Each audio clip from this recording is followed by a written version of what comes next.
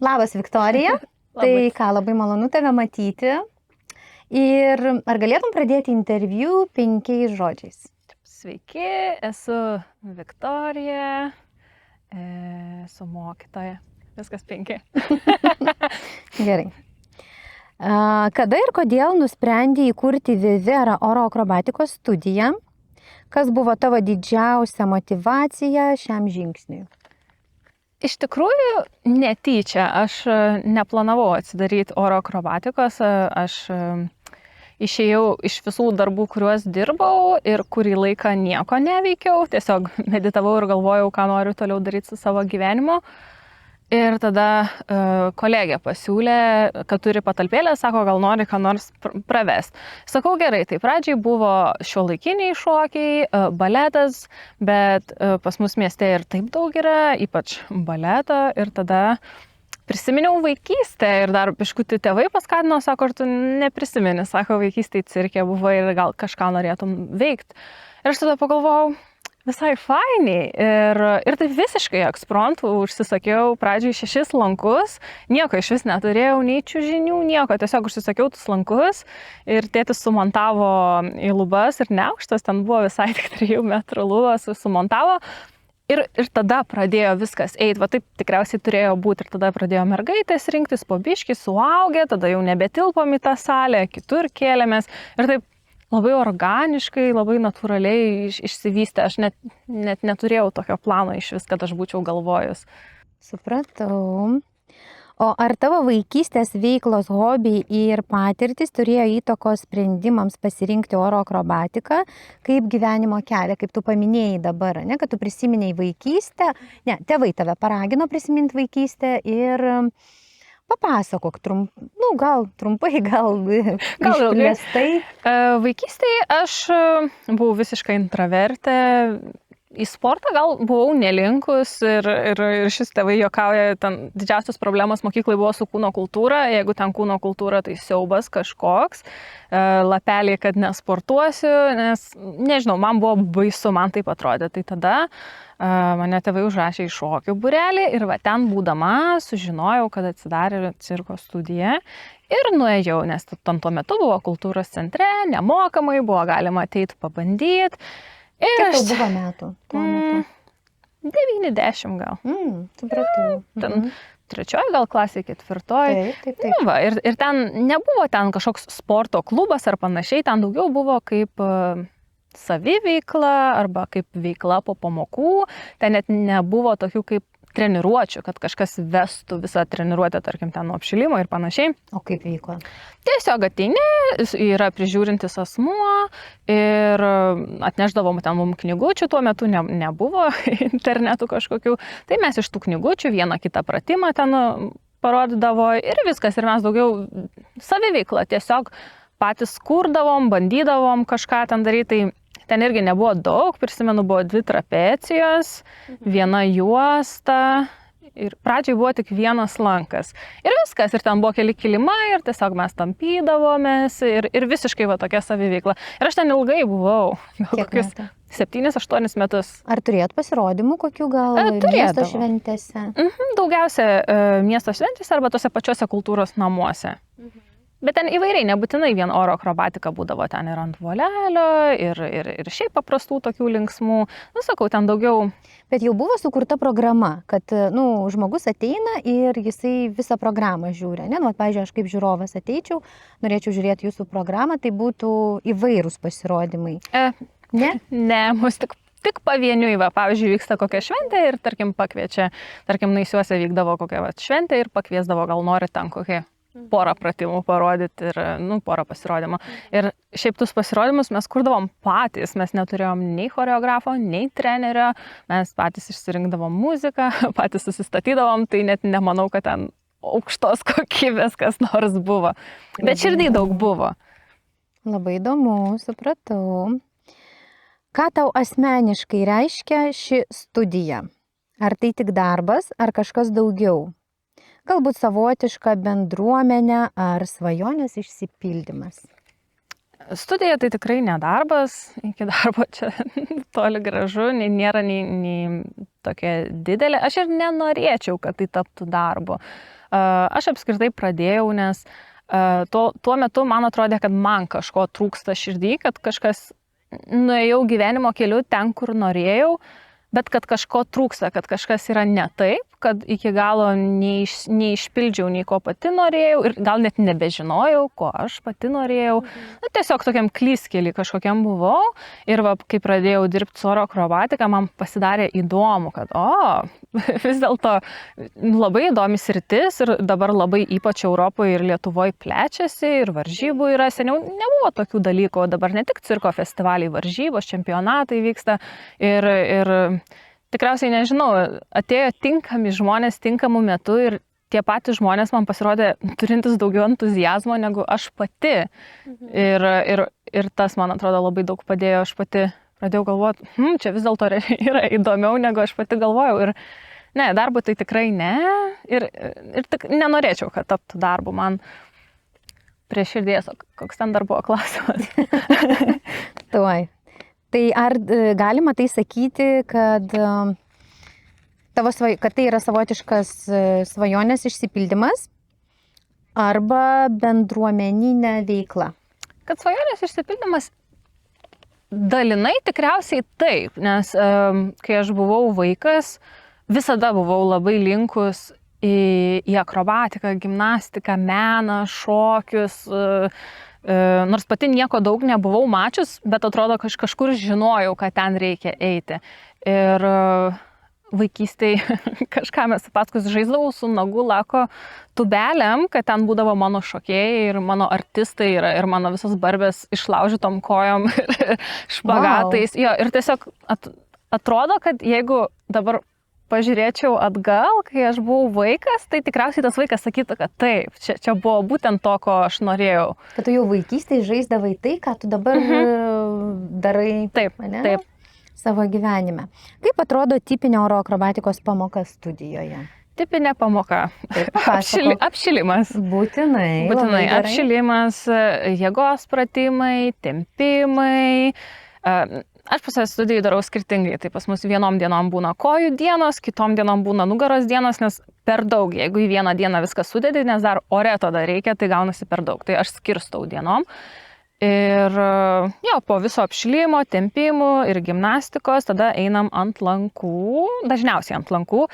Ir ten irgi vyksta kūno parengtis, dar ne pratimai, ten vyksta pakibojimai, visokie invertai, daug visokių ten persivertimai dar iki pačio to. Ir tada likus maždaug 15 minučių mes pradedam daryti pratimus, nes yra ribotas laikas, kiek gali išbūti ant lanko, nes neišbūsi valandos, viso kūno skaudės. O su kuo tai susijęs? Tiesiog labai didelis krūvis ant lanko ir spaudimas didelis yra ir savo kūną nuolat statai į visiškai keistas pozicijas, kur tu šiaip, žmogui visiškai nenatūralu, tai riboti laiką yra labai svarbu ir mano akim atrodo, kad jeigu aš riboju laiką, kiek mes būname ant, pavyzdžiui, lankų, sportininkai nesusitraumuoja. Bent jau čia tokiam irgi saugumui. Šią akimirką šitą strategiją veikia jau 3 metus, sportininkai neturi jokių traumų, tai čia dėl to, kad aš jau kai matau, kad jie jau pervarginėja, tada reiškia yra viskas, jau net neverta rizikuoti, nes ant grindų greit atsidursi. O kaip vyksta treniruotės? Ar yra naujokams skirtos grupės, pažengusiam, ar dažniausiai treniruotė vyksta kartu bendrai visiems? Yra. Mes turim vakare, tai renkasi sportininkai, tai sportininkai yra, kurie yra jau pažengę. Tai atskirai. Lankė 2-3 metus, varžybose dalyvauja, visi eina atskirai. Tada yra pradedantieji. Tai su pradedančiaisiais tie pradedantieji. Vieni biški daugiau pradedantieji, kiti biški mažiau pradedantieji, bet jie kartu. Ir tada dar yra atskirai mažiukai. Labai. O nuo kelių metų? Šiuo metu nuo 5.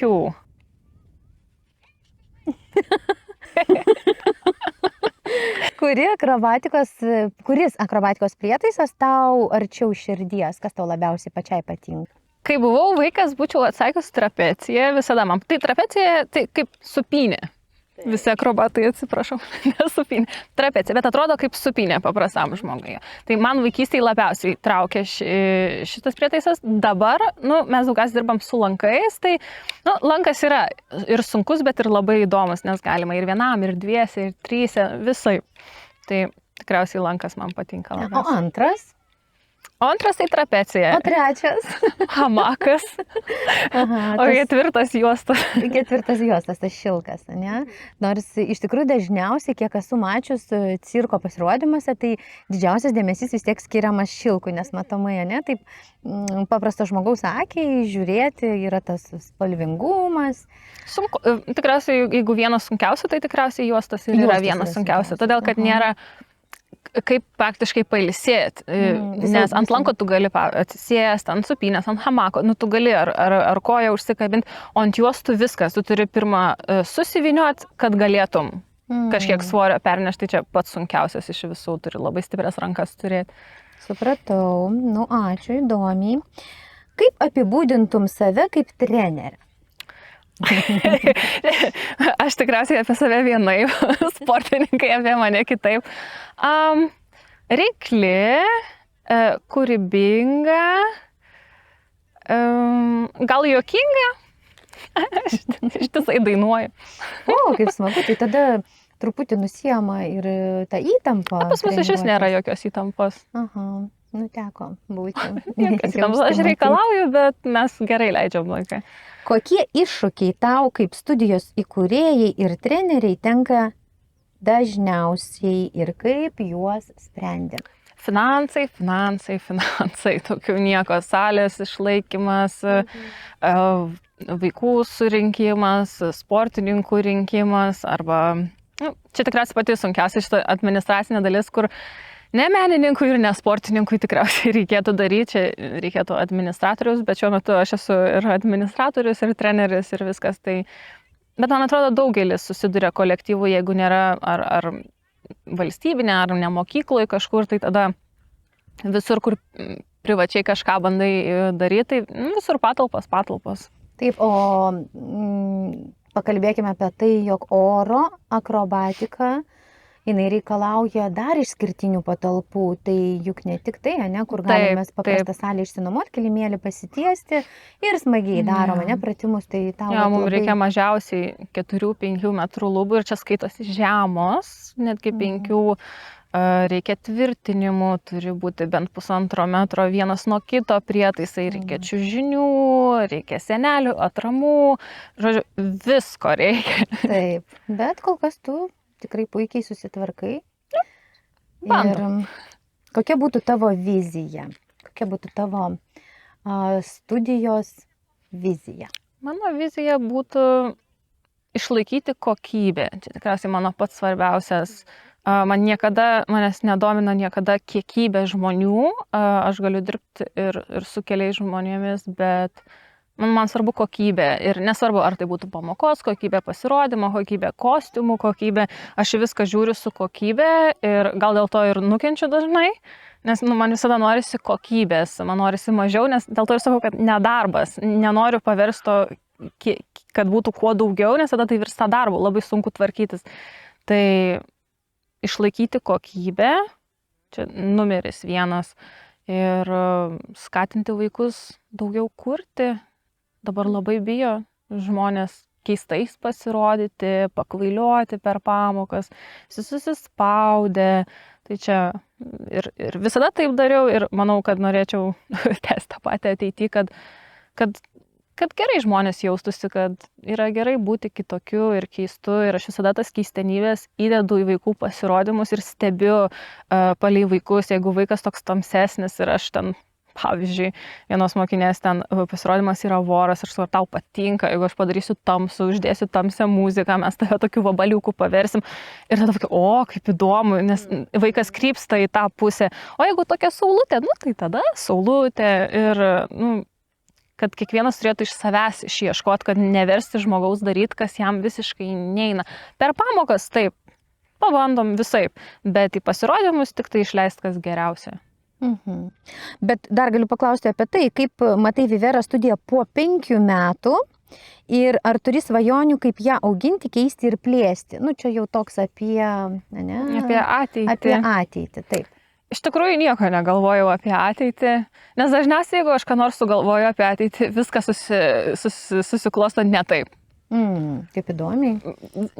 Aš kartais nuvertinu, o kartais pervertinu ir tada visiškai nestampa. Tai kokią poziciją tu dabar priėmei? Gyvenu šią dieną ir žiūriu, kaip dabar bus, nes mūsų studija ant išnykimo ribos buvo gal kokius 2-3 kartus. Tai niekada nežinosiu, aš galiu prisisvajoti, čia kažkokių didybių ir gali visiškai kitaip viskas pakrypti. Aišku, aš norėčiau, kad mes gyvuotumėm toliau, aš norėčiau vėl apie kokybę išleisti sportininkus į čempionatus Europoje, norėčiau gal ir už Europos ribų išvažiuoti kažkur, tiesiog pagarsinti Klaipėdą, Lietuvą ir tiesiog vaikam patirties įgauti. Galbūt ne kiek ten viską išplėsti, bet vėl išauginti į tą daugiau profesionalą, o ne mėgėją. O toks klausimas dabar kylo, ar pati norėtum, dabar tu kalbi kaip apie trenerę, tu trenerį išleidai savo vaikus į varžybas, o ar įsivaizduoji save iš kitos pusės, sėdint teisėjų gretose ir vertinant pasirodymus? Aš esu buvus teisėja ir šokio konkursuose, ir oro akrobatikos varžybose.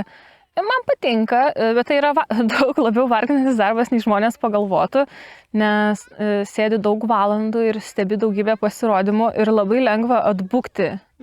Tiesiog, būna iš tikrųjų, jau kai įgundi, tai išeina sportininkas, ten 30 sekundžių ir jau gali suprasti, kokio lygmens bus, maždaug jau gali matyti ir tada tiesiog palaukia, artistiškumo pažiūri ir viskas. Tai varginantis darbas, bet patinka, man įdomu. O tavo nuomonė, ar treneris, kuris išleido savo vaikus šiuo metu į tam tikras varžybas,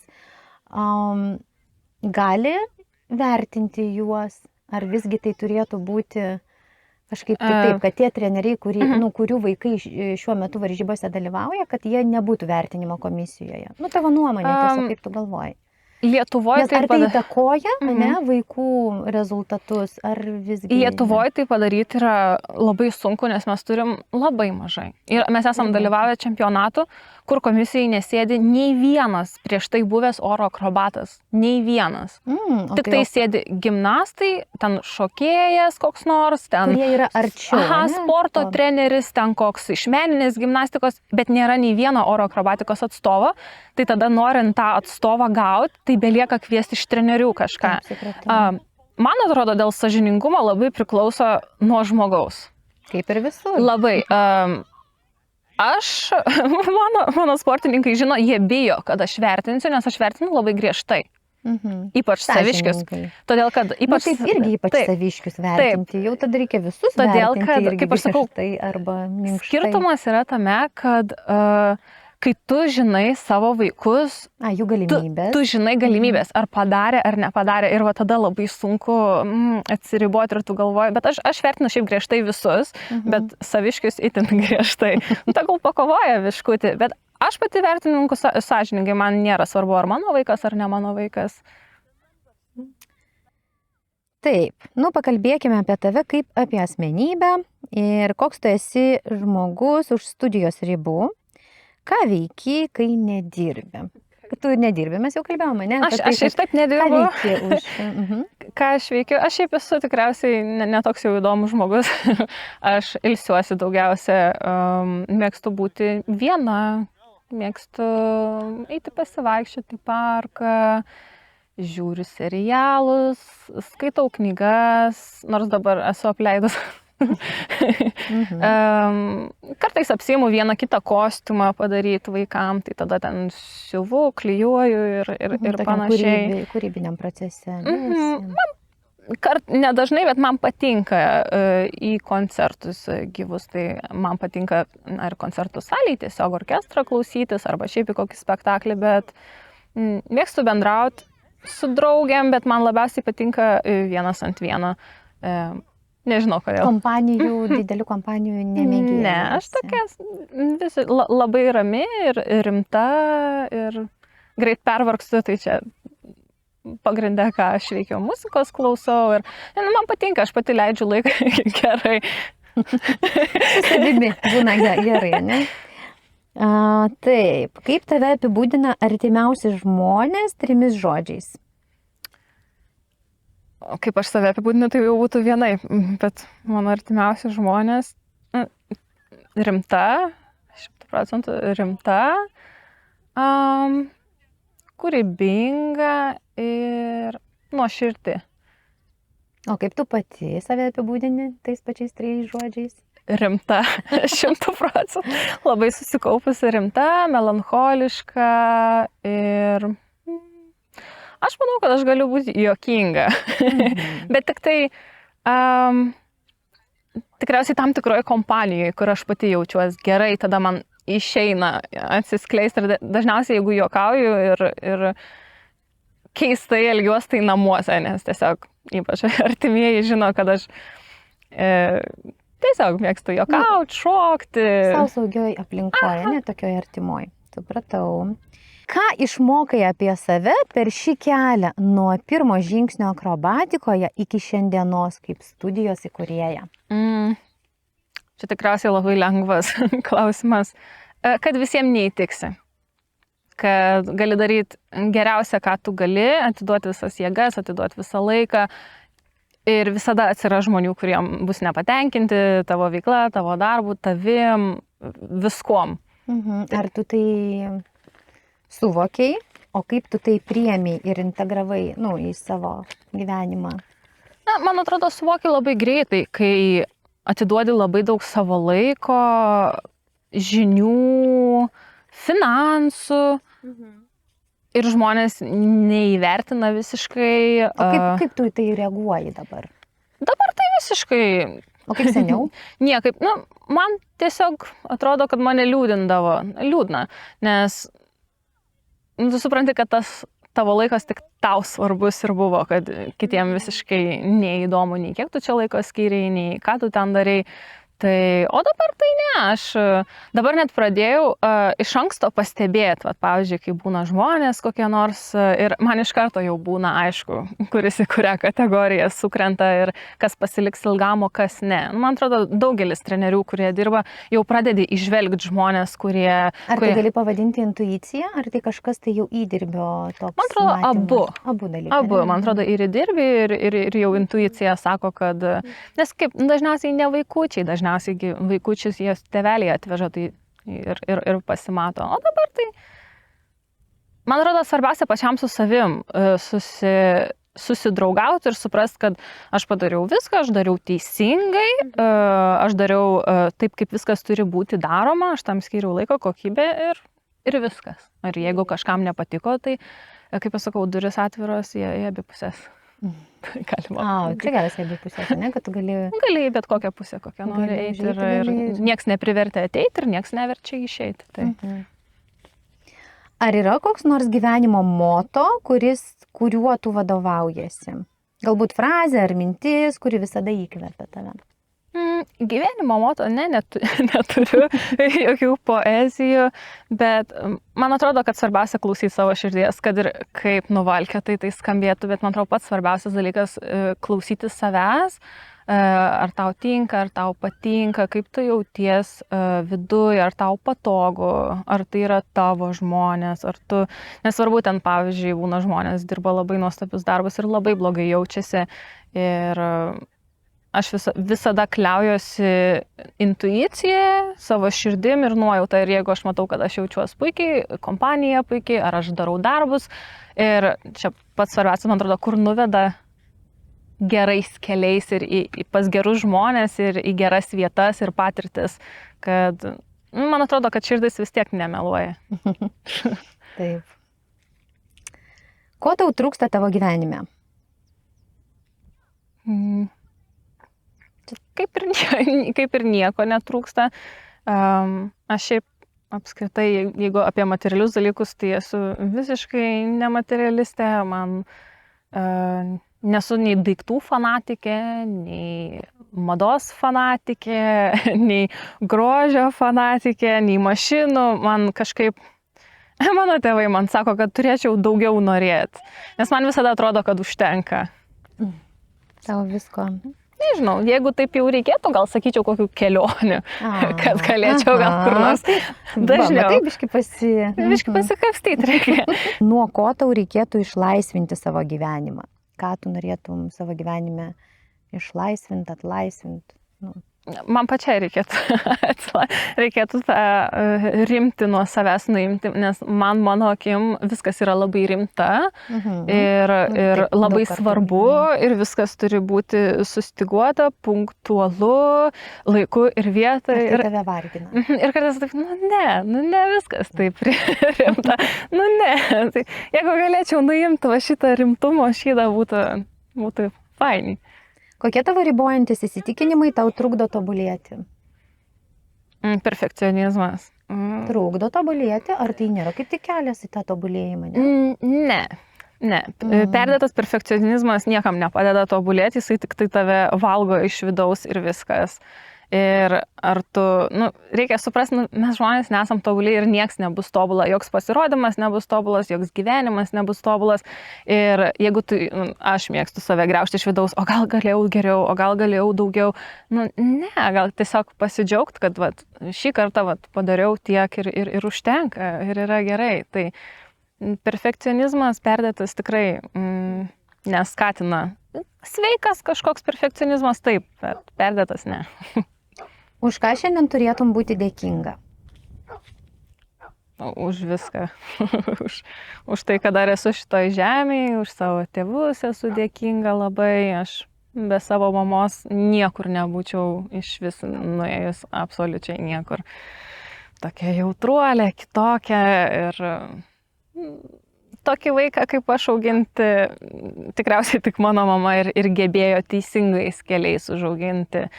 Tai visada buvau dėkinga, kad turiu tėvus. Man tai atrodo kaip didelė dovana turėti gerus tėvus.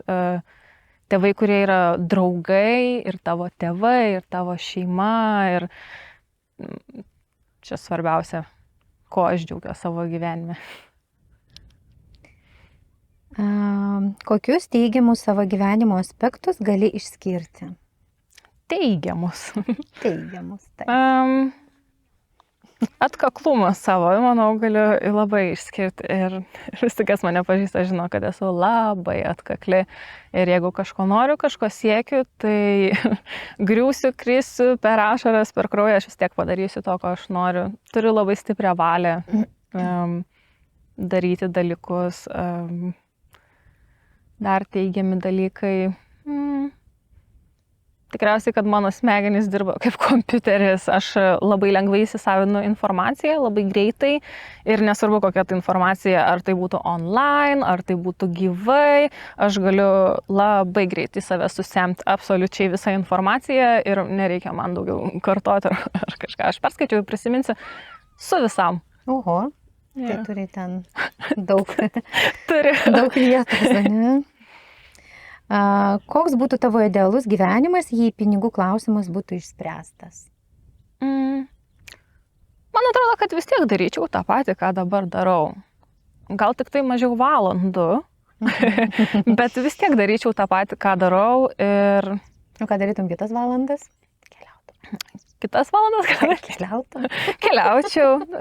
Keliaučiau, gal...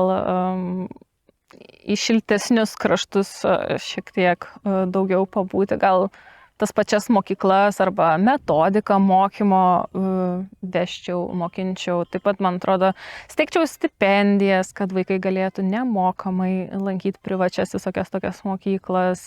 Važiuočiau į Afriką savanoriauti. Nežinau, įsivaikinčiau gal vaikų. Nežinau, viską.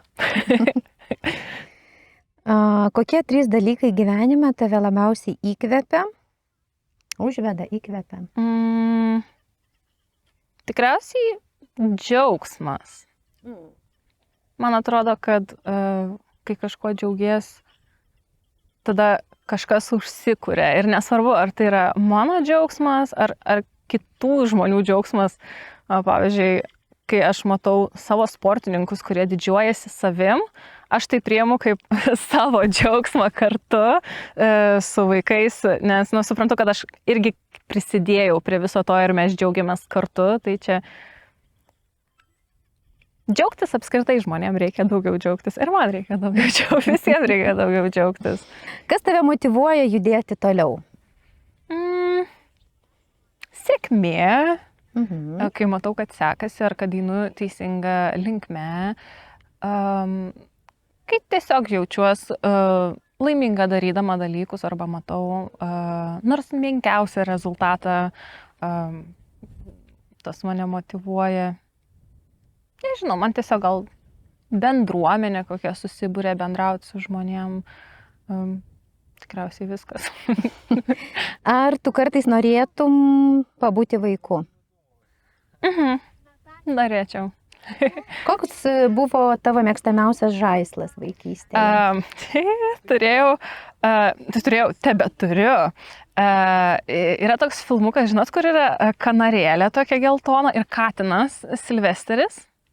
Toks senas filmukas. Ir tas katinas ten su ta kanarėlė pykstasi visada. Tai ir man tėtis parvežė, kai buvau maža, gal 4 metukų, tą katiną Silvesterį, jisai maždaug tokio dydžio. Ir po šiai dienai aš jį turiu, mano katinas Silvesteris. Ryškiausias prisiminimas iš vaikystės? Įdomu. Gal kai mama vesdavos prie Ventos su broliu pasimaudyti, čia tikriausiai, gal ne kiek tas pats maudymasis, bet kad pagaliau visi kartu susirinkdavom ir kažkur išeidavom. Gerai, apie ką vyras turėtų su tavimi pasikalbėti, kad nuspręstum, jog jis protingas? Nežinau, gal tiesiog kalbėtis ir jeigu ryšasi pokalbis ir ryšasi, tada kaip ir aišku. Nes jeigu kalbi ir tada pusvalandį tyli, tada jau ir, nežinau, apskritai. Tu linkusi, gali kalbėti įvairiom temom. Jo, apie bet ką, kas įdomu abiejiems. Vyras grįžo namo girtas. Kokia tavo reakcija? Tai taip net nebūtų. Tu geras. Supratau. Komplimentas vyrams visame pasaulyje. Mano? Jo, kokį tu komplimentą vyrams? Apie ką? Apie charakterį? Apie bet ką? Vyrų komplimentas. Man komplimentas, kai vyrai yra džentelmenai. Manau, kad tai yra komplimentas. Ir kada stilius geras, neaptempti džinsus. Kas nešioja neaptemptus džinsus, komplimentas. Gerai. Tai dabar mes su tavim vieną kitai pasakysim komplimentus. Aš noriu pasakyti, Viktorija, nuoširdžiai esi tikrai žavinga. Esi labai žaisminga. Ir man visada malonu tave matyti, nes esi tokia tikra ir atvira. Ir čia toks didelis komplimentas, manęs toks. Ačiū. Tai va. Oi, Irina, labai atvira, labai šilta, nuoširdi, labai gerai išklausanti. Aš negebu, pavyzdžiui, iki galo išklausyti, ne visada. O tu labai išklausai. Nežinau, rami, šilta, tiesiog gera energetika. Ačiū, jei. Jei. Važiuojam toliau. Palauk, kur mūsų paskutinis? Prieš paskutinis. Ne paskutinis, vėjas pučia. Žinai, ką reiškia haiku? Aš irgi kažkada nežinojau, bet ar teisingai tau dabar pasakysiu. Tai yra trumpas, kaip ten, eilėraštukas toks, keli žodžiai. Be rifmos, neturi būti rifmuotas. Haiku apie oro akrobatiką. Ar haiko oro akrobatikai? Pakylu virš žemės, nesiekiant dangaus. O Jėzu, aš nemoku šitaip. Sukuosi ir vėl prižemiu. Smėlio smiltelės skrenda ore. Nežinau. Smėlio smiltelės skrenda ore, bet visos jos turi vietą jame. Va. Tinka? Ar žmogus gali būti dievas? Ne. Kodėl? Žmonės per daug primityvus ir visą laiką nueina į kažkokį savo ego, trumpai tariant. Ar meilė gali būti visavertė be kančios? Manau, kad gali. Ar reikia mylėti visus, ar tik tuos, kurie verti meilės? Visi verti meilės. Jei tu rašytum knygą apie meilę, kaip ji prasidėtų? Jeigu rašyčiau knygą apie meilę. Kažkada buvau laiminga. Ir tada tęstusi visą istoriją, kas atsitiko. Kokia tu liksi istorijoje? Kaip tave prisimins žmonės? Tikriausiai kiek žmonių, tiek ir interpretacijų būtų. Bet norėčiau, kad žmonės mane prisimintų. Nekrologą parašyti reikia. Tu gal tiesiog kaip gerą žmogų. Kad padariau geriausią, ką galėjau. Ir tikriausiai visų gyvenimai į tą patį, kad pasistengiausi kiek išėjo ir kad įdėjau visas pastangas. Gyvenkite ir būkite laisvi. Programos pabaiga. Nastė, padėk man sukurti kelius žodžius žiūrovams. Sėkmės! Sėkmės!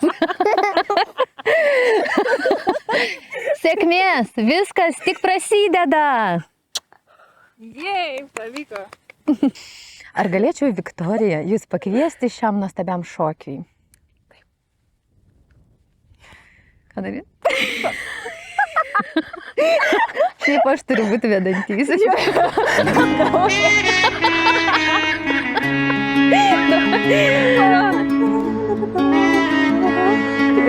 Garsas, žinai.